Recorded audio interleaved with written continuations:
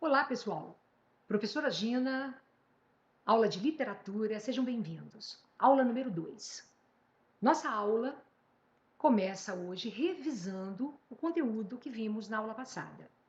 A linguagem literária, ela pode ser subjetiva, porque ela está envolvida no eu, de quem fala, escreve, cria.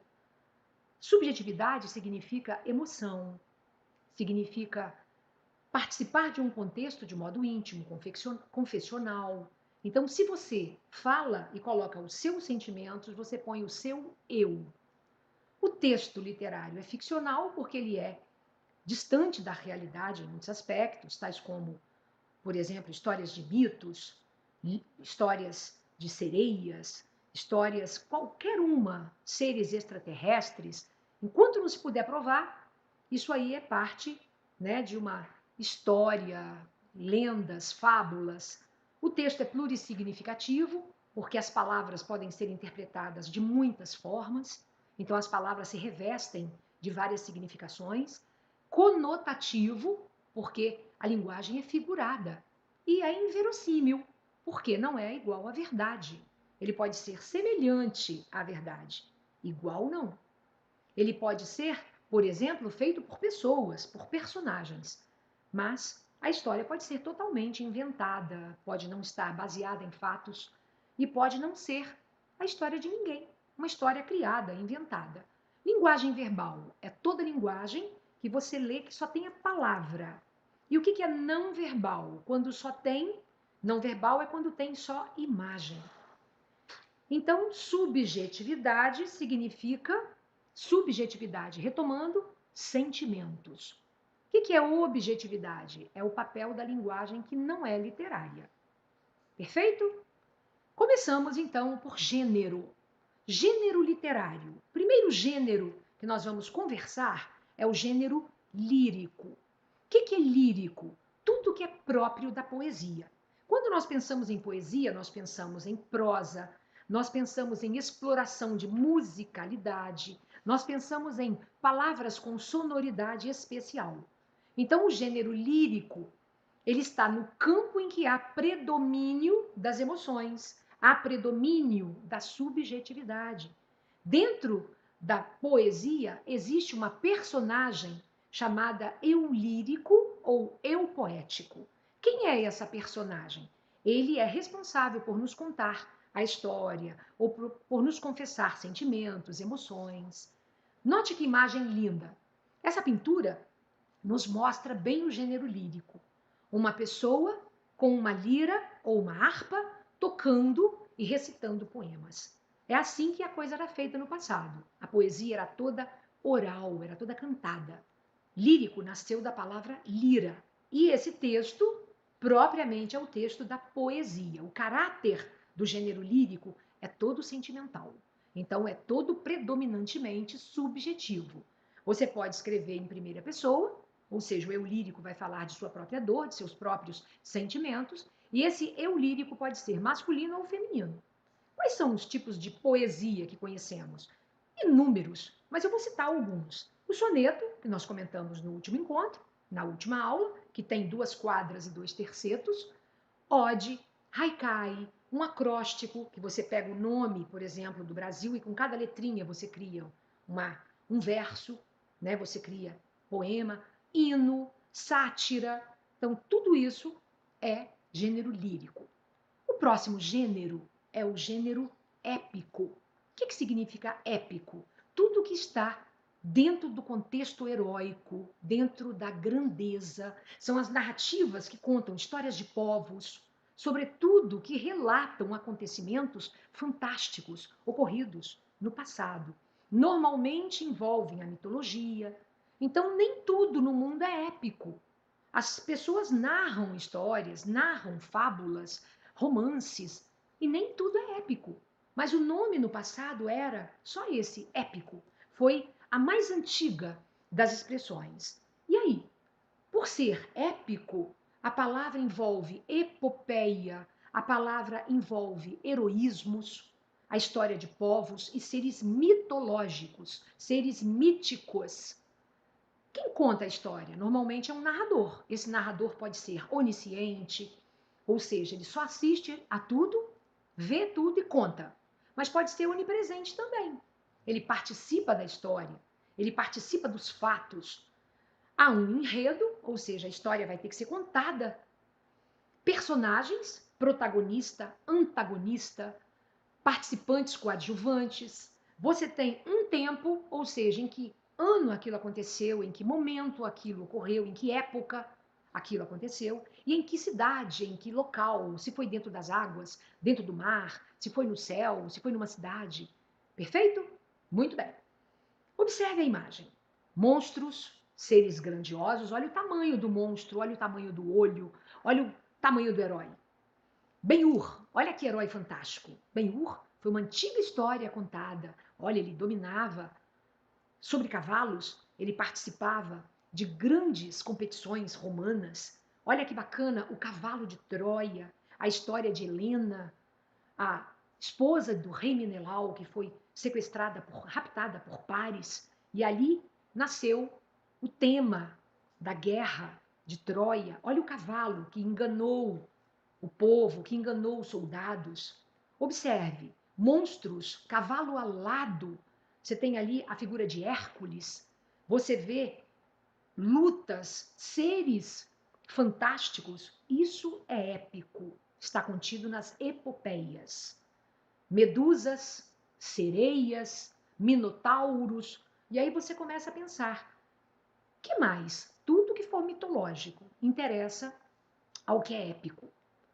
Lusíadas. Lusíadas é épico? Também é, porque Camões escreveu a história da viagem de Vasco da Gama, buscando o caminho para as Índias, e ele vai enriquecer a história colocando lá figuras míticas, colocando uma série de nomes. Ele bota Netuno, Marte, o aparecimento de Júpiter, o gigante Adamastor, ele coloca Nereidas, ninfas. Aparece um monte de gente na obra dele. E ele vai contar a saga do Vasco da Gama, essa viagem fantástica que ele vai fazer, as dificuldades pelas quais vai passar, e vai contar isso em versos. Sabe quantas estrofes Camões vai fazer? 1102 estrofes. O poema, então, é mais que um poema, é uma obra maravilhosa, uma obra espetacular. A partir dessa palavra que eu disse, que os textos também podem ser narrados, contados com simplicidade, e que nem tudo é heróico, nem tudo é povo, guerras, figuras mitológicas, e que existem, por exemplo, histórias entre animais, e que existem histórias comuns, romances, contos, crônicas, precisou-se criar uma outra modalidade para se narrar a história. Que modalidade foi essa? O gênero narrativo. Então, nós temos hoje o épico, que trabalha com as epopeias, com os heróis e os povos, os gigantes, os imortais, os seres fantásticos, e temos o narrativo, que trata todas as outras modalidades. O que ele tem? A mesma coisa, o narrador, a personagem, o espaço, o tempo e a construção dessa narrativa é feita por alguém que vai contá-la. Atualmente, observa, o gênero narrativo, ele abarca tudo que não tem esse caráter grandioso e fantástico do gênero épico, da epopeia. Olha que lindo o filme, viu ali, reconheceu? Que bacana! O cinema é um dos mais importantes narrativos ou narrativas que nós temos hoje. As pessoas pagam para assistir a filmes lindos. Então nós temos contos, fábulas, crônicas, romances, novelas. A televisão brasileira é sucesso. Por onde quer que a gente passe é sucesso. Olha lá, o que é fábula? Fábula é o que você está vendo ali. Animais que falam. E daquele diálogo entre eles, normalmente tiramos um moral. E a moral da história, qual vai ser? Como esse personagem estava? Esse personagem era inteligente, era bondoso, não era? Qual a moral da história? A moral da história é um aprendizado que normalmente nós vamos ter ao final daquela história. Mas os seres são animais e eles desenvolvem ações, eles desenvolvem um enredo e tudo muito bacana, tudo muito legal. Isso também é parte da narrativa. Gênero dramático. O que é drama? Drama é uma encenação. Quando você pega um texto e vai encenar o texto, Esse texto precisa, olha que bacana, a máscara é a representação do teatro. O que você faz ao pegar o texto para a dramatização? A primeira coisa é observar as falas. Vem lá descritas as falas com travessões. O autor descreve a cena.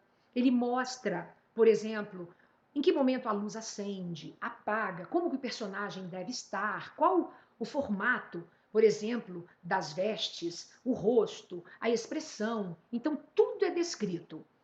A imitação, ela é imitação da realidade, só que feita por meio de personagens em ação.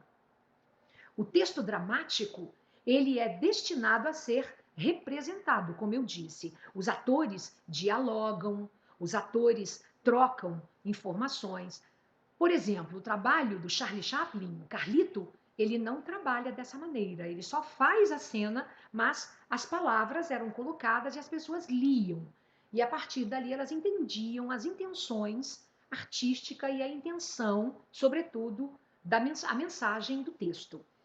Quando nós, então, encenamos, nós precisamos reconhecer as personagens e o papel dessa personagem. Que história é essa? O Alto da Compadecida. Ariano Suassuna, quando escreveu a história O Alto da Compadecida, todo alto tem um propósito moralizante, um propósito de ensinamento. Ali aparece o diabo, aparece o cangaceiro, né? Você vê lá ó, uma série de personagens, você percebe a presença de Nossa Senhora. Então, um padre que não é nada correto, né, corrupto, então ele vai aprender uma lição.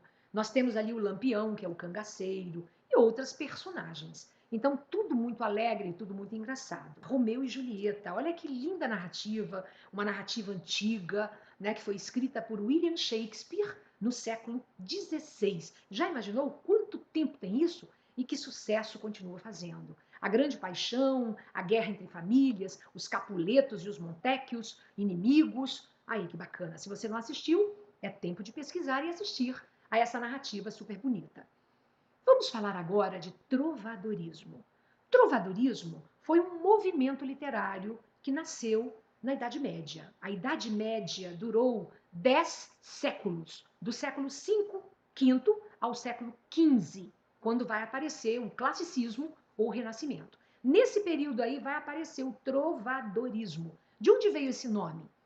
Trovador era o compositor que criava o poema. Só que no lugar desse poema ser recitado, esse poema era cantado por um participante. O cara que cantava chamava-se jogral. Então, o trovador criava e o jogral cantava esse poema. Quem tocava? O menestrel.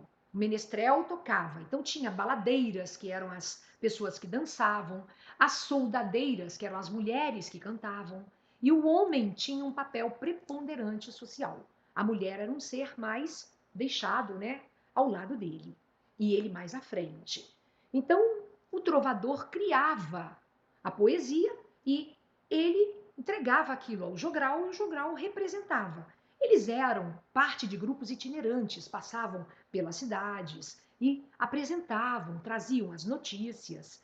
Essas personagens, essas pessoas que cantavam essas histórias, cantavam cantigas. O nome que se deu a essa composição foi cantiga. Quais cantigas? De amor, cantiga de amigo, cantiga de escárnio e cantiga de maldizer. Observe, o movimento, então, eles faziam assim, passavam de cidade em cidade, de feudo em feudo. E as pessoas viviam em feudos. O que é feudo? Era uma propriedade na qual habitava um senhor, e esse senhor feudal era o proprietário e ele tomava conta das famílias que moravam ali. As famílias eram chamadas de vassalos. E por que as pessoas trabalhavam para ele? Trabalhavam em troca de proteção, por segurança. Então, era um tempo muito difícil, de muitas guerras. Os senhores feudais tomavam conta dessas pessoas. Eles divulgavam com esses trabalhos os acontecimentos políticos, os acontecimentos sociais, mostravam por meio da atitude como deveria ser o comportamento amoroso, o comportamento carinhoso do homem, o homem cavaleiro, o homem apaixonado. Então, tudo isso era copiado, assistido pelas pessoas, e as pessoas adoravam essas representações. A cantiga de amor, ela é cantada em primeira pessoa. Quem canta é o jogral, ele vai cantar e ele é homem, a roupa dele é toda masculina. E para quem ele canta? Ele canta para a mulher amada. Quem é ela? Uma mulher da nobreza. Ele então vai cantar todo o tempo o amor, ele vai mostrar sua paixão, ele vai demonstrar o quanto a ama, mas ela será chamada de senhora, minha formosa senhora, e ela estará distante dele. Ele será então acometido pela coita. Você se lembra dessa palavra? Há alguma palavra em português que te lembra a palavra coita? Coita significa sofrimento de amor. Quando você então quer chamar alguém de uma palavra, você fala, ah, coitado, coitadinho. Lembra dessa palavra? Veio dessa expressão, coita, sofrimento de amor. E o que é coito? Também em língua portuguesa, significa as relações entre o casal, a relação sexual. Então, nós temos aí expressões que nasceram da palavra coita, da expressão coita, das cantigas de amor, da mulher inalcançável, da mulher da nobreza. E o homem da burguesia, um homem pobre. Então era um jogral humilde cantando para uma mulher nobre. Então era uma relação que não tinha fundamentação e que não era permitida num casamento. Cantiga de amigo. O que é a cantiga de amigo? O jogral vai ter que se vestir de mulher, porque agora quem vai cantar é a mulher. Ela vai cantar para suas amigas, para sua mãe, para as águas, para as aves, para os animais. Ela vai discursar a sua dor, vai apresentar a sua dor de maneira sutil, de maneira delicada, lamentando-se. Por quê? Porque a pessoa que ela ama, que ela vai chamar de amigo, que na verdade é o noivo ou o marido, foi para a guerra, mas não voltou. Lá na guerra ou ele morre, ou ele arruma outros propósitos. Para lá ele fica e não volta. Então ela vai demonstrar seus sentimentos assim. A cantiga de escárnio. A palavra escárnio já nos diz que ali estará a zombaria, a ironia. A pessoa fazia tudo isso, usava de ironia, usava de zombaria, mas de uma maneira encoberta. Ela não podia declarar o nome de quem ela estava ofendendo ou de quem ela estivesse insinuando coisas. Então o nome não era mencionado. Olha essa cantiga, lerei para você um pedacinho dela. Ai, dona feia, foste-vos queixar que vos nunca louvem meu cantar, mas, ora, quero fazer um cantar em que vos loarei todavia, e vedes como vos quero loar, dona feia, velha, sandia. Você notou que ele fala dona feia e não feia? Você percebeu então que ali nós estamos falando em galego-português, que é a linguagem que foi empregada naquele período. Por que ele fez essa cantiga? Porque essa senhora reclamava que ele cantava para todo mundo, que ele homenageava todo mundo, mas nunca cantava para ela. E nunca homenageava. Ela devia ser uma pessoa muito difícil com a qual se relacionar. Por quê? Porque quando o menestrel fez a composição, quando o jogral cantou e quando o trovador criou os versos, olha o que ele fez, ele a ofendeu. Ele usou o escárnio para acabar com ela, para chamá-la de feia, de velha e de louca, porque sandia, em português, significa aquela que não tem juízo perfeito, aquele que não tem juízo perfeito. Então, não é normal. E a cantiga de maldizer, como é que ela era? Essa cantiga ela era muito pior que a cantiga de escárnio. A cantiga de maldizer vai falar o nome da pessoa, além de humilhar, de usar de ironias, usar palavra grosseira, vocabulário chulo, usar palavra de baixo calão, ainda ofendia dizendo o nome da pessoa. Trouxe uma para você ver, uma das melhores, hein? Observe. Da mulher vossa, ó meu Pero Rodrigues. Nota o nome da pessoa sendo colocada na poesia. Todo mundo ficou sabendo o nome dele. Jamais creiais no mal que falam dela, pois bem sei eu que ela por vós muis ela.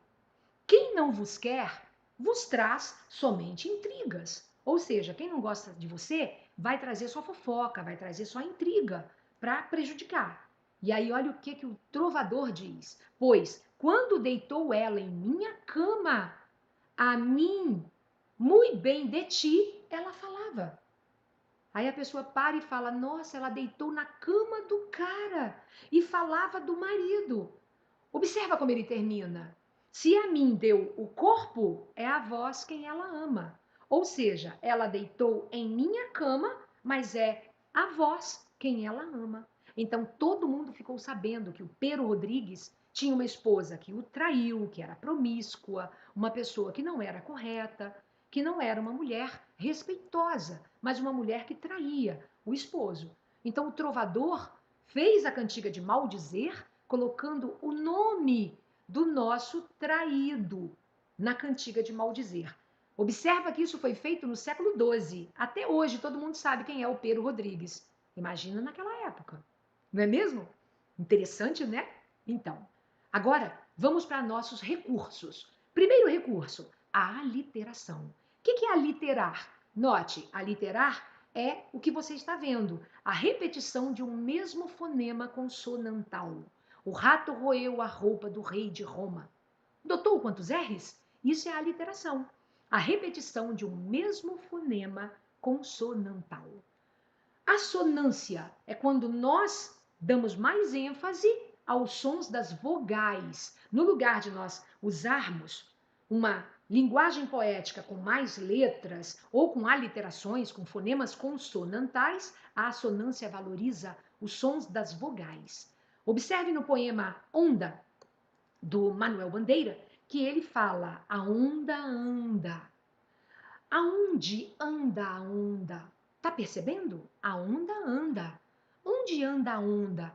Então você nota o mesmo som que ele vai usar os sons vocálicos. O que é uma anáfora? Essa figura tem caído muito no Enem. Anáfora, aliteração, ironia. Nós temos que saber bem esses detalhes e com detalhes. A anáfora, ela é uma figura que vai repetir no início dos versos, ela repete a mesma estrutura. Olha como Manuel Bandeira escreveu: vi uma estrela tão alta, vi uma estrela tão fria, vi uma estrela luzindo na minha vida vazia. Então você vê, vi uma estrela, vi uma estrela, vi uma estrela. Olha a segunda estrofe. Era uma estrela tão alta, era uma estrela tão fria, era uma estrela sozinha, luzindo no fim do dia. Percebeu a repetição das estruturas? O nome disso é anáfora. Muito bem. E o que é ambiguidade? É quando você faz a leitura e essa leitura nos permite fazer a interpretação de duas formas. Ali, a personagem colocou um cartaz: não trocamos roupas íntimas. Porque a pessoa vai lá e escolhe a roupa íntima, não pode experimentar. Como vai devolver? Então a pessoa leva a roupa sem experimentar e não tem como devolver. O garotinho, ao entrar na loja, entendeu que ela não trocava as próprias roupas íntimas, ou seja, que ela estava com a mesma calcinha há muito tempo. Então ele olha para ela e fala: porcona. Percebeu? Isso é ambiguidade. Quando uma pessoa lê e faz uma dupla interpretação, ou ali é possível interpretar de maneira diferente. Para você, uma ótima semana, grande abraço e ótimos estudos!